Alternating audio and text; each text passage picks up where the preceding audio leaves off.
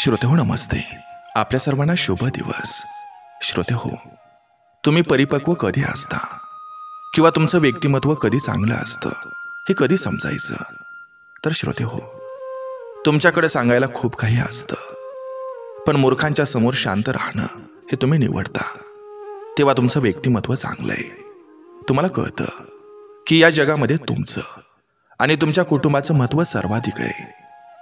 तुम्ही गोष्टी सोडून द्यायला शिकता, परिस्थिती स्वीकारता आणि पुढे जाता.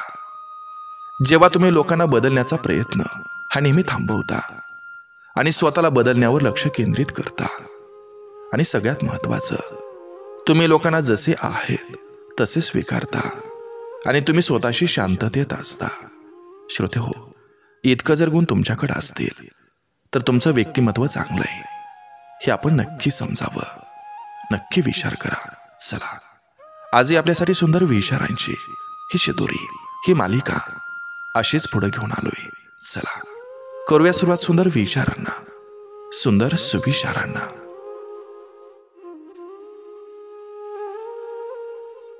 जोडीदाराची खरी गरज ही उतार वयातच भासते. तरुणपणात तर सगळेच एकमेकांवर प्रेम करतात, पण उतार वयात एकमेकांची काळजी घ्यायला एक हक्काचं माणूस हवं असतं. कधी कधी वाटायचं फक्त वेळच बदलते, पण वेळेनं शिकवलंय नुसती वेळच नाही तर इथं वेळेनुसार माणसंही बदलतात. निवांत शांतता आणि तणावमुक्त आयुष्य गावाकडे जगायला मिळतं.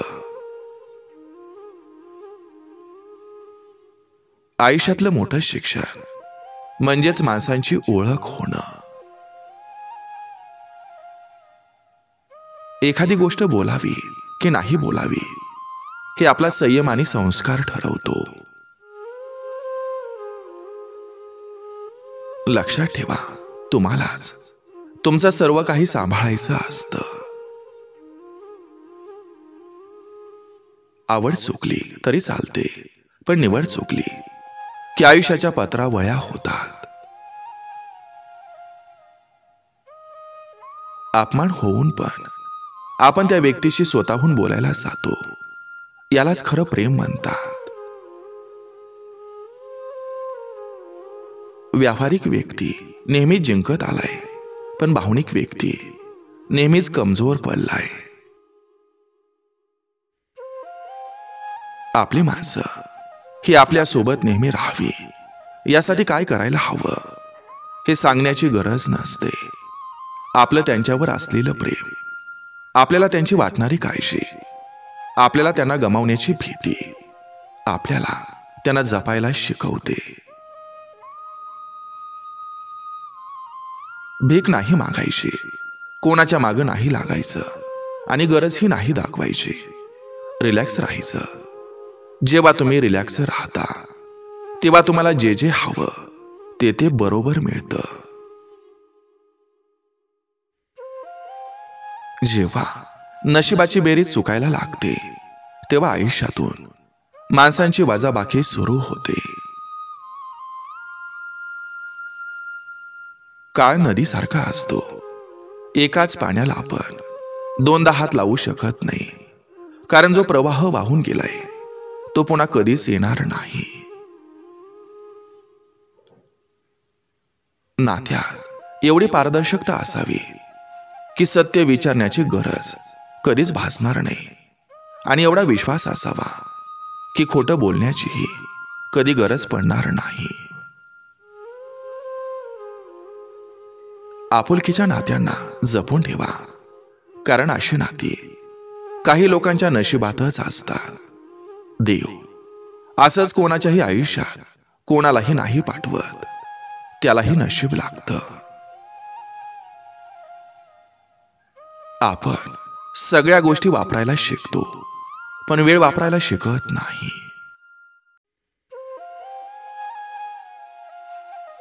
प्रत्येक माणूस हा वेगळा असतो, कोणी कोणासारखं नसतं. मॅच्युअर लोकांमध्ये सुद्धा बालिशपणा असतो. आपण बालिश आहोत म्हणजे आपल्याकडे मॅच्युरिटी कमी असेल, असं कधी स्वतःला समजू नये.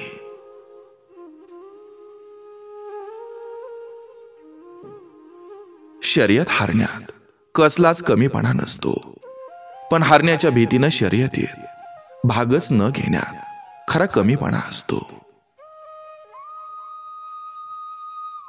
आयुष्यात लोकांकडं जास्त लक्ष देऊ नका, कारण प्रत्येक जण तुम्हाला आपल्या मानसिकतेनुसार आणि स्वतःच्या बुद्धीच्या कुवतीनुसार निष्कर्ष लावत असतो.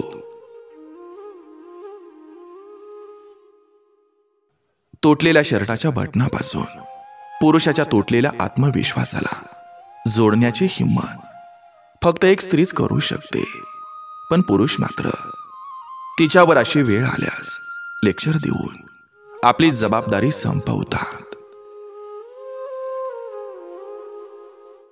वाईट परिस्थितीमध्ये एक हक्काचा पर्याय नेहमी दिसावा. खांद्यावर देवासारखा आपल्या मित्राचा हात असावा. एकीकडं माणसांची मनं दुखवायची आणि दुसरीकडं दिवसभर देवपूजा करायची असल्यानं देव कधी पावत नसतो.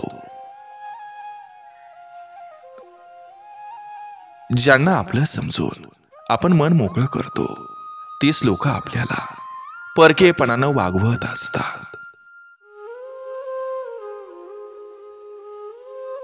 माणुसकीचा काळ गेलाय.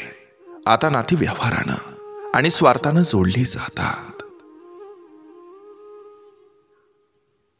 तुम्ही कितीही नाती जपा, सुट्टी भेटली तरच लोक तुमच्या मैतीला येणार. काही तर सुट्टी असली तरी येणार नाहीत, कारण दुनिया मतलबी झाले. स्वभावातील गोडीनं आणि जिभेवरील माधुर्यानं माणसं जोडली जातात. लोक जोडण्या अगोदर लोक ओळखायला शिका. सक्सेसफुल होण्यामागं वाईट परिस्थितीचा आणि लोकांनी मारलेल्या टोमण्यांचा खूप मोठा हात असतो. जोपर्यंत वाईट गोष्टी स्वतःसोबत घडत नाहीत तोपर्यंत त्याचा त्रास काय असतो हे कळत नाही. स्वतःची चूक झाकण्याकरता दुसऱ्यावर केलेला आरोप हे कधीच तुमचा मोठेपणा सिद्ध करत नाहीत, पण त्यावरून तुम्ही किती नालायक आणि किती सडक्या बुद्धीचे आहात हे नक्की सिद्ध होतं.